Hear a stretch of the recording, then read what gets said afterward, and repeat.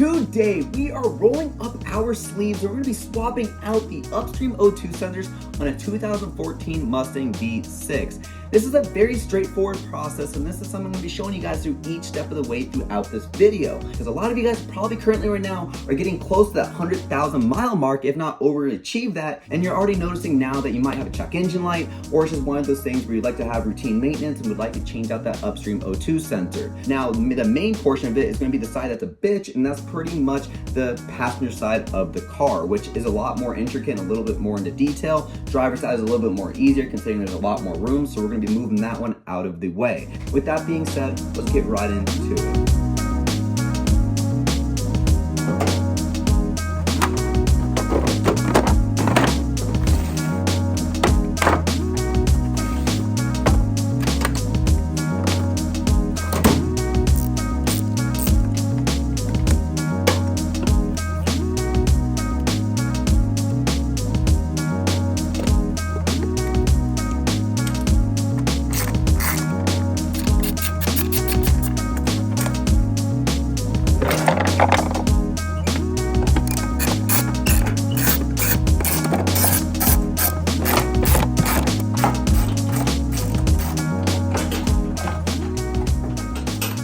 There's a few things that you're going to want to familiarize yourself with before you go ahead and tackle this job. And one of the most important things I want to tell you guys that you are going to need if you're planning on doing this yourself is getting an O2 sensor tool. I'm really not sure the exact name of exactly what this thing is, but I ended up buying it off Amazon. And the purpose of this is, as you can see, there's a little slot that goes right in between. And what that does is it goes in between the wires, drops down, and locks itself into place, as you guys can see down below. And you can twist it to be able to break apart the O2 sensor. Now, that's the easy part. That sounds pretty simple and fair enough. Now, the hard part about this is exactly how you're going to be able to access the inside of here.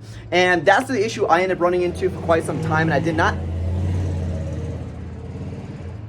And unfortunately, the passenger side is a lot more difficult than the driver's side. Driver's side, you could have a TV dinner in there and just relax. You've got plenty of room in the world. It looks like you have a lot of room when you go ahead and remove the battery, but you'll notice that the firewall's in the way and also the engine's in the way. Because as you can see, the angle of how that O2 sensor is set, you'll notice that it is directly towards the transmission. And this makes it extremely difficult to be able to even get a tool in there and twist it either left or even right. So how I found out that you're able to break this thing loose without having to remove the entire exhaust is by getting a swivel and also this lightsaber thing that you're gonna have to add a shit ton of extensions on it, because if you don't add enough extensions on it, trust me, you're not gonna be able to access this. You're gonna have your socket damn near hanging here, and you're gonna be twisting as best as you possibly can. And unfortunately, you're gonna see that there's not a lot of room and not a lot of ways you could be able to angle this. And the swivels, I've never liked swivels. Swivels literally suck, and it doesn't matter how many times you twist it, it just seems like it just never wants to break loose. But luckily, I was able to break it loose just by doing it 100 times before I got it right.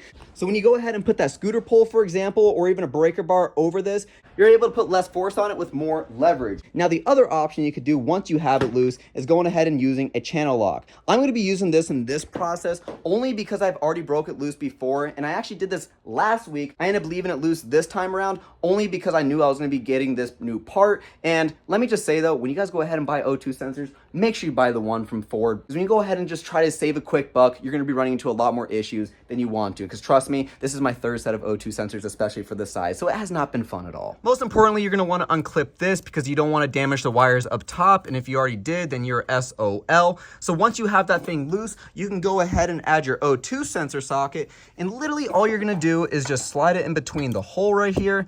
And as you can see, it goes straight inside. You drop it in and it just sits snug right over it. Now, if you add the swivel, you're able to twist it and maneuver it in different ways to break the thing loose. But when you deal with the swivel, you have to turn it in different directions in order to be able to break it loose. And it's just not easy and it's not fun. But unfortunately, this is the route you're gonna end up having to go.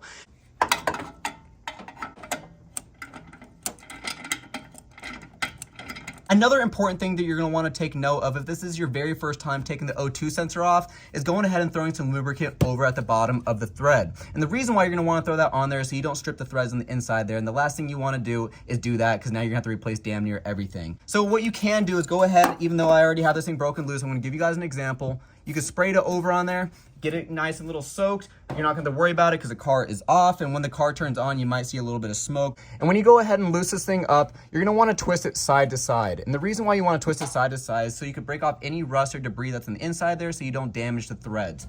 And again, it's also crucial to go ahead and unplug this because you don't want to damage this wire up top when you're loosening it, because as you can imagine, when you loosen it, this thing twists. And whatever's connected to the bottom is also going to connect to the top and damage that wire. So that's the last thing you want to have to replace either.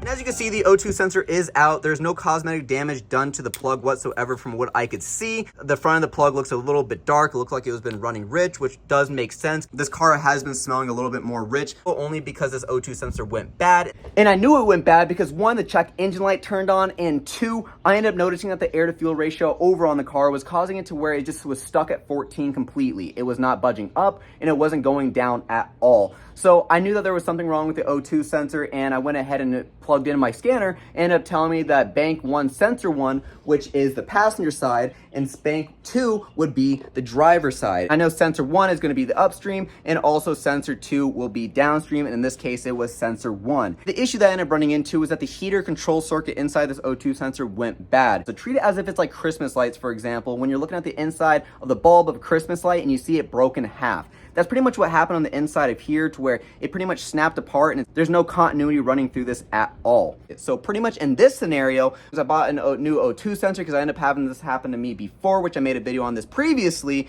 of how you could pass emissions with your 2014 or 2013 V6 Mustang.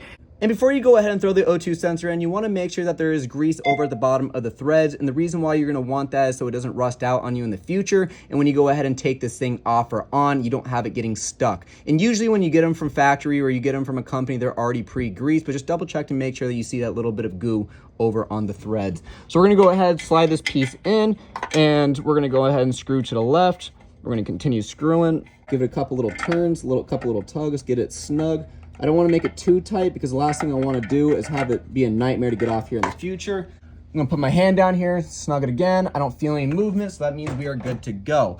Passenger side is the most hardest part, as I said earlier, and then you go over to the driver's side, and you'll notice it is so much easier on this side because you have so much room to play with over on the inside. You can even just grab your hand literally on the O2 sensor right over here. I mean, I'm kind of in a bad spot to go grab it because I got the camera in my hand, but as you can see, this looks a lot easier being able to access the O2 sensor from up top over here compared to doing it over on the passenger side when you have the battery in the way, the engine in the way, and even the firewall in the way. Same application goes for both sides, passenger side and driver side. This one's just a little bit more difficult than the driver's side.